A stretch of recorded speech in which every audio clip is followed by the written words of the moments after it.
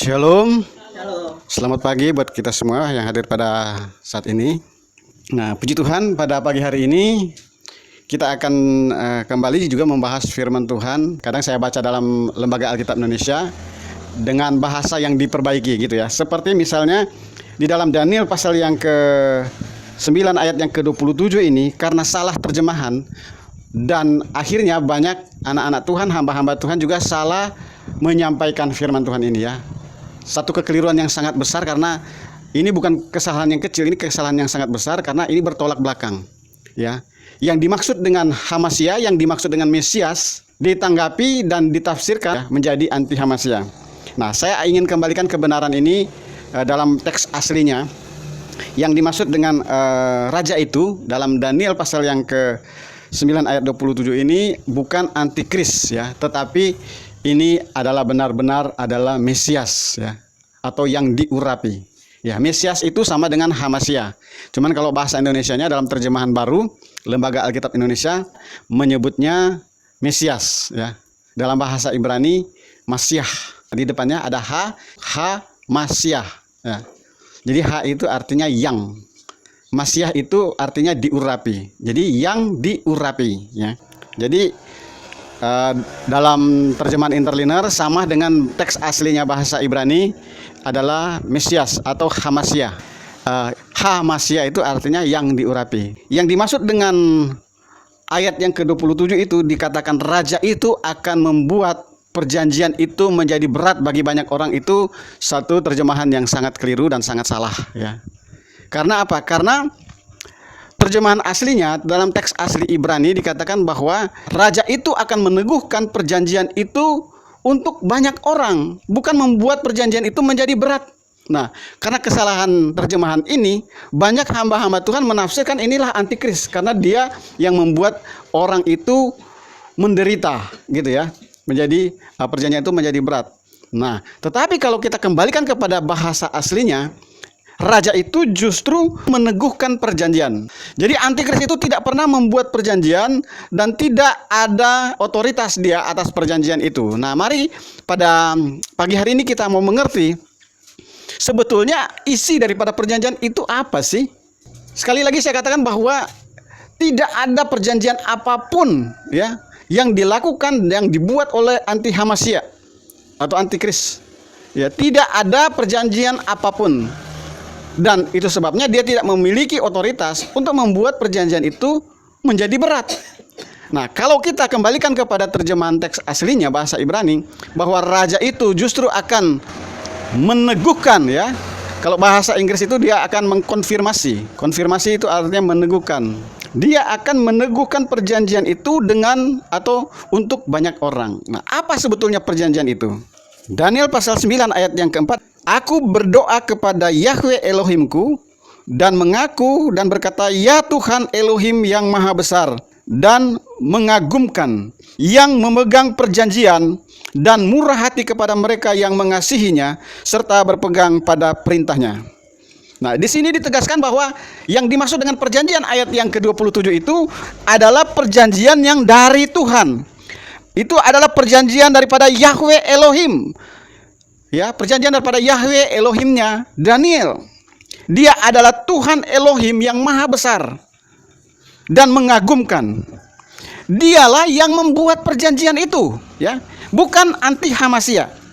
Di dalam ayat yang ke-24 lebih ditegaskan lagi bahwa 70 pekan telah ditetapkan atas bangsamu dan atas kotamu yang kudus untuk melenyapkan pelanggaran dan untuk mengakhiri dosa dan untuk menghapuskan kesalahan dan untuk mendatangkan kebenaran yang kekal dan untuk memeteraikan penglihatan dan nubuat dan untuk mengurapi yang maha kudus. Ini adalah isi daripada perjanjian itu. Kita akan periksa, kita akan selidiki tentang perjanjian itu ya. Apakah ini dibuat oleh anti Hamasia atau ini perjanjian daripada Mesias yang diurapi itu. Nah, itu kita melihat di dalam perjanjian baru, di dalam Ibrani pasal yang ke-9 ayat yang ke-15.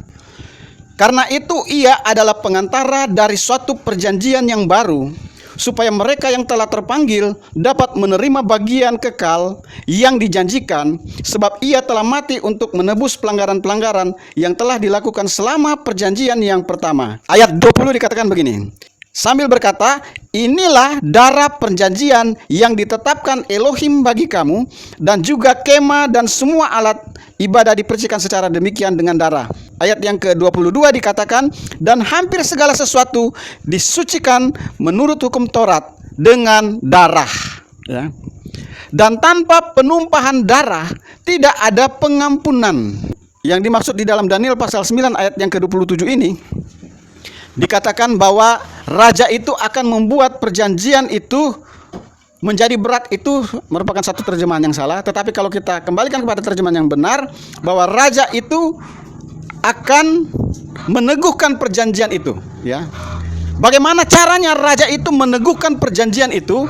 Yaitu dia konfirmasi perjanjian itu dengan penumpahan darah, dengan kematian dirinya sendiri. Dan Alkitab berkata dalam Ibrani tadi dikatakan bahwa tanpa penumpahan darah maka tidak ada pengampunan.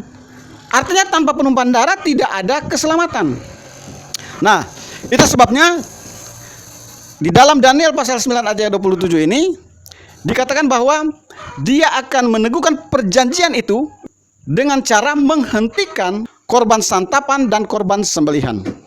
Domba itu ketika Paskah itu harus dikurung, harus disimpan selama 4 hari lamanya. Pada tanggal 10 dia sudah diambil, dikurung selama 4 hari, tanggal 14 baru dia disembeli pada waktu senja atau pada waktu petang. Bagaimana cara Mesias itu meneguhkan perjanjian itu bagi banyak orang? Yaitu dengan cara dia menghentikan korban santapan dan korban sembelihan di kayu salib. Pada kematiannya itu, dia meneguhkan perjanjian itu di dalam Daniel pasal 9 ayat yang ke-27 itu, di mana dia menghentikan korban santapan dan korban sembelihan itu di kayu salib ketika dia menyerahkan nyawanya pada jam 3 petang itu, waktu senja, ketika dia mati di kayu salib. Alkitab berkata, maka tabir bait suci itu terbelah dua, dari atas sampai ke bawah. Saudara tahu bahwa betapa sucinya di kalangan bangsa Israel, bait suci itu sangat suci sekali. Makanya di situ terdiri dari pelataran atau halaman. Halaman itu terbagi dua, ya, bagian luar dan bagian dalam. Ya. Jadi kalau halaman itu terbagi dua, bagian luar dan bagian dalam. Masuk ke dalam itu ada bilik di dalam itu yang bernama ruang suci. Ya. Kemudian ruang suci itu dibatasi oleh tirai yang besar yang membatasi ruang yang maha suci. Ada ruang suci dan ruang yang maha suci.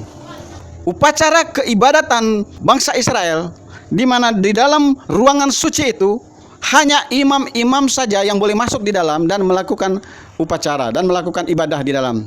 Dan ruangan maha suci itu hanya boleh dimasuki oleh imam besar, ya, sambil membawa darah untuk pengampunan dosa bagi dirinya sendiri dan bagi bangsa Israel. Dan itu pun hanya 1 kali 1 tahun. Dan tidak boleh ada seorang pun boleh melihat ke ruangan yang maha suci itu, sekalipun dia imam-imam yang ada di ruangan suci. Itu sebabnya ketika imam besar itu masuk ke ruangan yang maha suci itu, maka kakinya itu harus diikatkan tali dan ada giring-giring di dalamnya. Karena apa? Karena tidak boleh ada orang masuk ke ruang maha suci kecuali imam besar. Itu sebabnya kalau imam besar itu salah melakukan upacara di dalam, dia mati di dalam ruang maha suci itu, tidak boleh ada orang di dalam ruangan suci itu mengambil jenazahnya. Ya, kalau mereka mendengar sudah tidak ada aktivitas di dalam ruangan maha suci itu, berarti imam besar itu sudah mati. Dan mereka harus menarik imam besar itu keluar, ya, dengan tali yang ada diikatkan pada tali di kaki daripada imam besar itu. Ya, jadi kalau giring-giringnya sudah nggak ada bunyi, berarti imam besar itu sudah mati. Betapa kudusnya dan betapa sakralnya ruangan yang maha suci itu, yang di dalamnya ada tabut perjanjian. Nah, ketika kematian daripada Yesua, dia tergantung di kayu salib. Alkitab berkata bahwa tabir bait suci itu terbelah dua dari atas sampai ke bawah. Nah, tabir itu bukan tabir yang membatasi antara halaman atau antara pelataran dan ruang suci, tetapi yang dimaksud dengan tabir itu adalah yang membatasi ruangan suci dan ruangan yang maha suci. Dan ketika itu terbelah dua, maka semua orang boleh melihat ke dalam dan semua orang boleh masuk ke dalam. Karena tabir itu sudah robek dari atas sampai ke bawah. Saat itu jugalah secara resmi maka terhentilah upacara korban sembelihan dan korban santapan. Bahwa tabir itu adalah menggambarkan diri daripada Yesua itu sendiri. Ibrani 10 ayat yang ke-20 berkata demikian. Yang telah Dia bukakan bagi kita sebagai jalan baru dan yang hidup melalui tabir, yaitu tubuhnya sendiri. Ayat yang ke-19 dikatakan, oleh karena itu, hai saudara-saudara, dengan memiliki keyakinan dalam darah Yesua sebagai jalan masuk ke ruang Maha Kudus. Ternyata bahwa tabir itu menggambarkan adalah dirinya sendiri, adalah tubuh daripada Yesua yang terkoyak di kayu salib, yang tersembelih di kayu salib, ya. Sesuai dengan Daniel pasal yang ke-9 ayat yang ke-27, dia menghentikan korban santapan dan korban sembelihan. Pada waktu Paskah yang pertama, dia harus disembelih pada waktu petang, ya. Anak domba itu disembelih pada waktu senja, ya. Dan Yesua mati pada waktu senja, pada pukul 3 dia mati. Dengan demikian, dia menghentikan korban santapan dan korban sembelihan di kayu salib. Alkitab berkata bahwa dia telah membuka bagi kita sebagai jalan baru dan yang hidup melalui tabir, yaitu tubuhnya sendiri, yaitu dirinya sendiri. Dia itu adalah perantara dari suatu perjanjian yang baru, berisi darah perjanjian.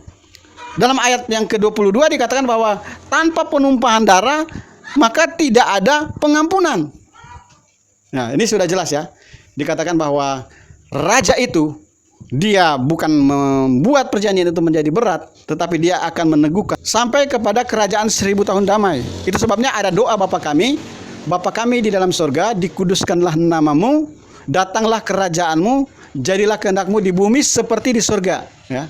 Jadi setelah pengudusan nama Bapa, ya, Bapa kami dalam surga, dikuduskanlah namamu, baru datanglah kerajaanmu, ya. Karena di sanalah tergenapi semua yang telah dinubuatkan para nabi, dan semua penglihatan nabi dan nubuatan-nubuatan para nabi akan digenapi di sana.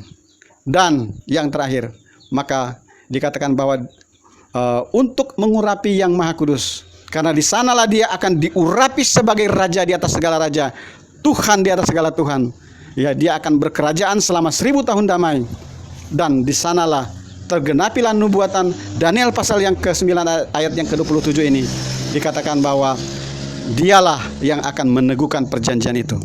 Saya berdoa supaya kita memiliki kerinduan yang dalam terhadap firman Tuhan, agar firman Tuhan ini memuaskan kita, ya, menguatkan kita, menimbulkan pengharapan dalam hidup kita, bahwa hidup kita di dunia ini tidak sia-sia, ya. Kehidupan kita di dunia ini betul-betul di dalam rancangan dan rencana Tuhan, di dalam skenario yang besar daripada Tuhan. Ada desain keselamatan yang begitu besar, dan kita ada di dalamnya. Kita sangat dihargai Tuhan. Ada perhatian yang luar biasa, ada rencana yang luar biasa bagi kita, ya, gereja Tuhan. Sampai-sampai para nabi-nabi pada zaman dahulu, mereka meneliti dan menyelidiki, ya, keadaan kita hari ini sebetulnya. Bukan saja para nabi-nabi, para malaikat-malaikat di surga ingin mengetahui keadaan kita pada hari ini. Betapa sangat pentingnya kita, ya, betapa luar biasanya, sangat istimewanya gereja Tuhan pada akhir zaman ini. Sehingga kita itu mendapatkan perhatian, kita ini menjadi pusat perhatian, ya. Bukan saja Tuhan, para malaikat-malaikat memperhatikan kita, para nabi-nabi memperhatikan kita.